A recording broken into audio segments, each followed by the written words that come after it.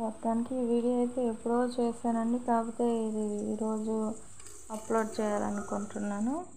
Fish కర్రీలోకి కావాల్సిన మసాలా అంతా వేయించి పక్కన పెట్టేసుకున్నాను.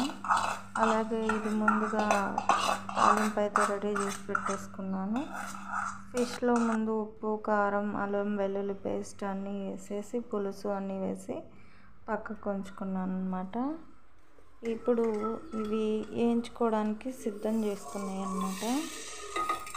ఇవన్నీ కూడా మనం చక్కగా వేయించుకొని తీసి పక్కకు పెట్టుకొని చల్లారాక మిక్సీ పట్టుకోవాలి ఫ్రెండ్స్.